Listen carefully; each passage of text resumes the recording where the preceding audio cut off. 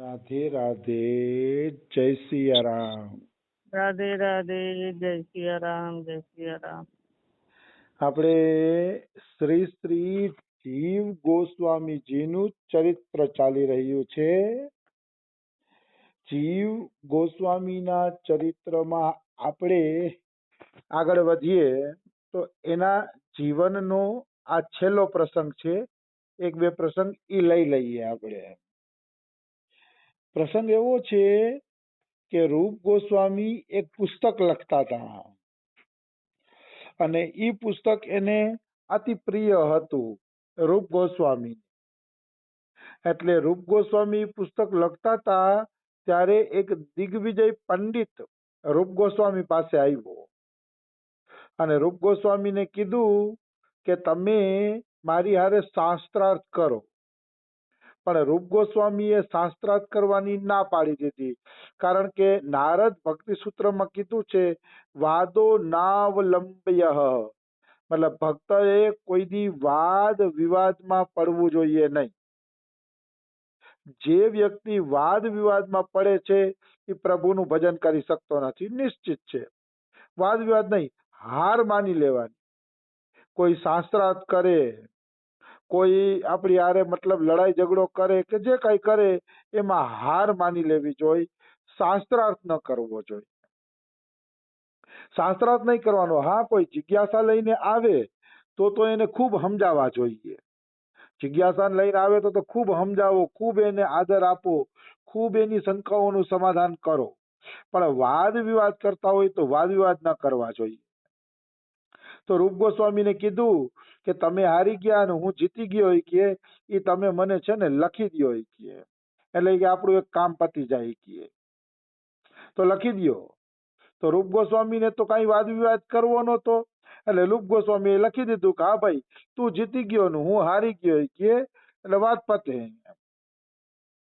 તો જીવ ગોસ્વામી છે ને એ ત્યારે નાનકડા જ હતા અને કઈક 18 વર્ષની જ એની ઉંમર હતી અને ઈ આ બેઠા હતા. તો એને આ ગુરુજીનું અપમાન સહન ન થયું. એને એમ થયું કે અરે મારા ગુરુજી આટલા મોટા વિદ્વાન મહાપુરુષ અને એનું આ રીતે અપમાન કરી નાખ્યું. આ રીતે શાસ્ત્રાર્થ વગર એને ચિઠ્ઠી લખાવી લીધી. ગમ્યું નહીં જીવ ગોસ્વામીને. એટલે જીવ ગોસ્વામી શું કર્યું, ઓલો દિગ્વિજય પંડિત બહાર નીકળ્યો ને એટલે શાસ્ત્રાર્થ માટે લલકારે છે કે મારી સાથે શાસ્ત્રાર્થ કરો. મારી સાથે શાસ્ત્રાર્થ કર્યા પછી મારા ગુરુ હાયરા કે ન હાયરા એ પછી નક્કી થશે, પેલા તમે મારી સાથે શાસ્ત્રાર્થ કરો એ કે. એટલે પછી ઓલાએ જીવ ગોસ્વામી સાથે શાસ્ત્રાર્થ કર્યા તો 1 મિનિટમાં જીવ ગોસ્વામીએ હરવી દીધા, કારણ કે જીવ ગોસ્વામી પણ અદ્ભુત વિદ્વાન મહાપુરુષ હતા, અદ્ભુત. એટલે એને પણ 1 મિનિટમાં એ સંતને ઓલાને દિગ્વિજય પંડિતને હરવી દીધા. તો દિગ્વિજય પંડિત રૂપ ગોસ્વામી પાસે આવ્યા અને કીધું ભાઈ હું તો તમારા ચેલા પાસે હારી ગયો છું, તો તમારી પાસે તો હું શું જીતી શકું કે, તમારા ચેલાએ મને હરવી દીધા. લ્યો આ પ્રમાણપત્ર, હું હારી ગયો ને તમે જીત્યા કે. તો રૂપ ગોસ્વામીએ એને તો કાંઈ ન કીધું, એને તો ક્ષમા આપી દીધી. પણ જીવ ગોસ્વામી આવ્યા ને તો જીવ ગોસ્વામી ઉપર ક્રોધ કરે છે, ગુસ્સો કરે છે રૂપ ગોસ્વામી કે અરે મૂર્ખ કે તું એક માન સન્માનની ભાવના તારામાં કેટલી છે કે એક બ્રાહ્મણ માન સન્માનની ભૂખ લઈને આવ્યો હતો, એને મેં શાસ્ત્રાર્થમાં જીતાડી દીધો કે, અને તારાથી એનું માન સન્માન સહન ન થયું કે, એના માન સન્માન ભંગ કર્યો તે એને કેટલું દુઃખ થયું હશે કે. ચા તું મને મોઢું ન દેખાડતો, હું તારો ત્યાગ કરું છું, આજ પછી મને કોઈ દી મોઢું ન દેખાડતો. અહીંયા રૂપ ગોસ્વામીએ જે કર્યું એ લોક સંગ્રહ માટે કર્યું. રૂપ ગોસ્વામીને ખબર હતી કે જીવ ગોસ્વામીનો ભાવ સાચો છે, ગુરુની નીચી ન થાય એટલે એને શાસ્ત્રાર્થ કર્યો છે, એને ખ્યાલ જ હતો. પણ આ કરવું જ જરૂરી હતું, કારણ કે આવું ન કરે તો લોકો એમ શીખે કે વાદ વિવાદ કરવો જોઈએ. અને રૂપ ગોસ્વામી અહીંયા પ્રસંગ દ્વારા દેખાડે છે કે સાચા ભક્તએ કોઈ દી વાદ વિવાદ ન કરવો જોઈએ. 1000 જણાને પ્રમાણપત્ર લખી દેવા પડે તો ભલે લખી દેવા પડે કે હું હારી ગયો ભાઈ તમે જીતા. 1000 જણાને લખી દેવું પડે તો ભલે લખી દેવું પડે, પણ ક્યારેય વાદ વિવાદ કરવો જોઈએ નહીં. સાચા સંતનું આ તો લક્ષણ છે જ. વાદ વિવાદ કરે એ સાચો સંત બની ન શકે. એ નિશ્ચિત વાત છે, એમાં કોઈ એટલે કોઈ શંકા નથી. આવી વસ્તુ છે. તો જીવ ગોસ્વામીનો ત્યાગ કરી દીધો લોક સંગ્રહ માટે, લોકોને દેખાડવા માટે કે વાદ વિવાદી ચેલા આપણી બાજુમાં રાખવા ન જોઈએ, રાગ દ્વેષ કરતા હોય એવા ચેલા આપણી બાજુમાં રાખવા ન જોઈએ, જેનામાં કઠોરતા હોય, ગુસ્સો કરતું હોય, લડાઈ ઝઘડા કરતા હોય, વાતે વાતે બીજાનું અપમાન કરતા હોય, આવા વ્યક્તિને બાજુમાં રાખવા જ નહીં. જેને ભજન કરવું છે ને આવા વ્યક્તિથી દૂર રહેવું છે. ભજન ઓછું કરે ને ઈ પણ સારું, પણ આ ખટપટિયાને આઘા રાખવા છે, કારણ કે ખટપટિયા ભજન કરતાય નથી ને બીજાને કરવા દેતાય નથી, એટલે ખટપટિયાથી દૂર રહેવું સારું છે. તો જીવ ગોસ્વામીનો ત્યાગ કરી દીધો એટલે જીવ ગોસ્વામીને અતિશય માઠું લાગ્યું, બહુ દુઃખ લાગ્યું. તો મારો ગુરુજીએ ત્યાગ કરી દીધો એમ. ગુરુજી તો સાચા હતા, એ તો એ સમજી ગયા, એટલે ગુરુજી પ્રત્યે ભાવ નહોતો, પણ ગુરુથી અલગ થવાનો જે વિયોગ હતો એ વિયોગનો એને અભાવ હતો. એટલે એને ખબર પડી ગઈ કે હું તો ગુરુથી અલગ થઈ ગયો, હવે કેવી રીતે મારું જીવન જાશે. એટલે યમુનાજીના કિનારે નંદ ઘાટ કરીને એક જગ્યા છે, એ નંદ ઘાટમાં એક નાનકડી ગુફા હતી. એ ગુફામાં જઈને જીવ ગોસ્વામી પડી ગયા, જે મળે એ જમી લે અને ગુફામાં પડ્યા પડ્યા ભજન કરે, પણ જીવવાની ઈચ્છા નહોતી હો. એમ જ હતું કે શરીર ટકે ત્યાં સુધી ટકાવવું છે, પછી પ્રાણ આપી દેવા છે. જીવવાની બિલકુલ ઈચ્છા નહોતી, ગુરુએ ત્યાગ કરી દીધો ને એટલે. અને એમ કે છે કે સડ સંદર્ભ અને સંવાદિની જેવા ગ્રંથો પણ એને અહીંયા લખ્યા. ખાવા પીવામાં શું હતું તો કે લોટ પીને રહેતા, લોટમાં થોડોક લીમડો નાખી દઈએ, લીમડો નાખીને લોટ પીને રહેતા, ભોજનની કોઈ ચિંતા કરતા નહીં. તો આ રીતે એને જલોદરનો રોગ થઈ ગયો. ખાવા પીવાનું અવ્યવસ્થિત થઈ ગયું ને એટલે એને જલોદરનો રોગ થઈ ગયો. તો એક દિવસ ભગવદ ઈચ્છાથી ફરતા ફરતા સનાતન ગોસ્વામી એ ગામમાં પહોંચી ગયા. એ કોઈ ભગવાનની લીલા હશે, ભગવાનની ઈચ્છા હશે, તો સનાતન ગોસ્વામી પણ ત્યાં આવી જાય છે ફરતા ફરતા. અને એક દરવાજે મધુકરી માટે આવાજ લગાડે છે, રાધે રાધે રાધે રાધે, મધુકરી માટે આવાજ લગાડે છે. તો ઓલી ગુરુસ્વામીની કહે છે, બાબા થોડીક વાર ઉભા રહ્યો, હું આંગણું લીપું છું ને, આંગણું લીપી લઉં ને પછી ભિક્ષા આપું એમ. તો સનાતન ગોસ્વામી પોતાની મસ્તીમાં હતા, આ વાત સાંભળી નહીં, અને થોડીક વાર પછી પાછું કીધું રાધે રાધે રાધે રાધે, પાછું અવાજ દીધો. એટલે ઓલા વ્રજવાસીના બેનને ગુસ્સો આવી ગયો, કારણ કે એક તો બહેનોને કેટલાય કામ હોય અને ઈ કામમાં પાછા આવા સંતો હેરાન કરે, એટલે બહેનોને ગુસ્સો બહુ આવી જાય. એટલે ઈ બેનને ગુસ્સો આવી ગયો, એટલે એમ કહે કે અરે બાબા, તારે ક્યાં ઘોડે ચડવું છે તો આટલી ઉતાવળ કરે છે, તારે કે ઘોડે તો મતલબ તારા લગ્ન ક્યાં તૂટી જાય છે, ઘોડે ક્યાં તારે ચડવું છે કે તું આટલી ઉતાવળ કરે શીખે, થોડુંક ઇંતજાર તો કરી કે, થોડીક વાટ તો જોઈ કે, તારા કરતા તો અમારો ગામનો બાબા હારો કે લોટમાં લીમડો નાખીને પીને રીએ છે, તારી જેમ કે રાડો રાડી નથી કરતો એમ. એટલે સનાતન ગોસ્વામીને એમ થયું કે લે, એવો કયો બાબા હશે આ ગામની અંદર કે જે લોટ પીને રીએ છે, આવો બાબા તો કોઈ દી જોયો નથી. એને દર્શનની ઈચ્છા થઈ ગઈ. અને સાચો સંત એને જ કહેવાય કે કોઈ સંતની પ્રશંસા સાંભળે તો એના દર્શનની લાલસા રાખે. સાચા સંતોએ બીજા સંતોના દર્શનની લાલસા રાખવી જોઈએ, સંગ સત્સંગ કરવો જોઈએ, અને જગતને એક આદર્શ પૂરો પાડવો જોઈએ કે સંતો બધા એક જ છે, અલગ છે જ નહીં. ચાહે રામાનંદી હોય, ચાહે કૃષ્ણાનંદી હોય, ચાહે વલ્લભકુલના હોય, ચાહે રાધા દામોદરના હોય, કે ચાહે કોઈ પણ સંપ્રદાયના હોય, રાધા વલ્લભજી છે, બિહારીજી છે, સંતો બધા એક જ છે, સંતો અલગ અલગ નથી. આ રીતે સંતોએ એકબીજાને એક થઈને રહેવું જોઈએ. તો સનાતનને ઈચ્છા થઈ ગઈ કે આવા સંતના તો હું દર્શન કરું કે જે લોટમાં લીમડો નાખીને પી જાય છે.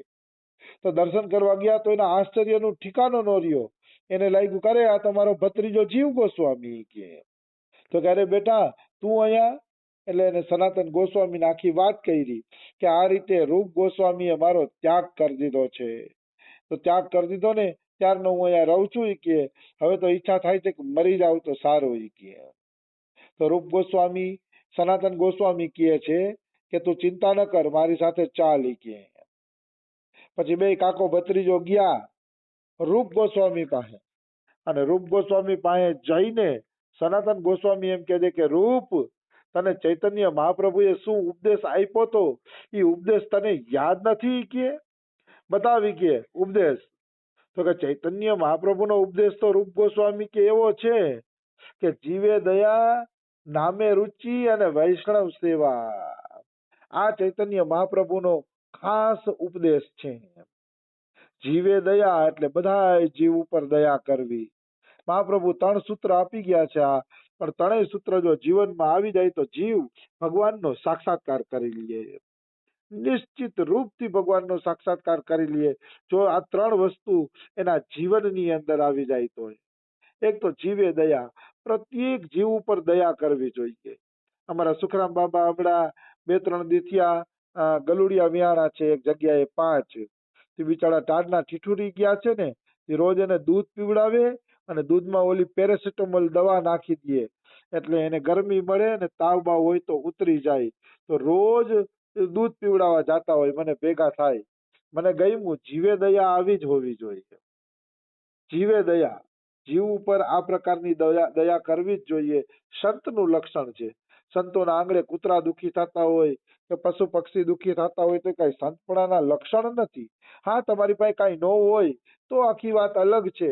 બાકી જીવો દુખી થતા હોય, ગલીના કૂતરા ને બધે દુખી થતા હોય તો હું તો નથી માનતો કે તમે ભગવાનને તત્સુખી ભાવે પ્રેમ કરી શકો. આપણે તો એવો મરાઠી માનતા, પછી તો જેનું જેવું હોય એનું, પણ જીવે દયા હોવી જોઈએ. નામે રુચિ, ભગવાનના નામમાં રુચિ, અને વૈષ્ણવોની સેવા. મનુષ્યએ વૈષ્ણવોની સેવા ભાવપૂર્વક કરવી જોઈએ. તો કે આ 3 વસ્તુ ચૈતન્ય મહાપ્રભુએ બતાવી છે. જીવે દયા, નામે રુચિ ને વૈષ્ણવ સેવા. તો સનાતન ગોસ્વામી કહે છે કે જીવે દયા મહાપ્રભુએ કીધું છે તો આ જીવ નથી કે આનું નામ જીવ ગોસ્વામી છે. જીવ છે તો આ જીવ ઉપર કેમ દયા નથી કરતો? ત્યારે રૂપ ગોસ્વામી જીવ ગોસ્વામી ઉપર દયા કરે છે અને જીવ ગોસ્વામીને પોતાનો બનાવી લે છે. પાછો પોતાનો શિષ્ય બનાવી અને પોતાની પાસે રાખી લે છે. આવી વસ્તુ છે. હવે સનાતન ગોસ્વામીનો છેલ્લો પ્રસંગ છે કે એક સજ્જન જીવ ગોસ્વામીને મળવા આવ્યા. સોરી, જીવ ગોસ્વામીના જીવનનો છેલ્લો પ્રસંગ છે, સનાતનજીનો નહીં. તો જીવ ગોસ્વામીને એક સજ્જન મળવા આવ્યા અને સજ્જને જીવ ગોસ્વામીને પૂછ્યું કે જગત સત્ય છે કે અસત્ય છે, એ તમે મને બતાવો. કે મારે એ જાણવું છે કે જગત સત્ય છે કે અસત્ય છે.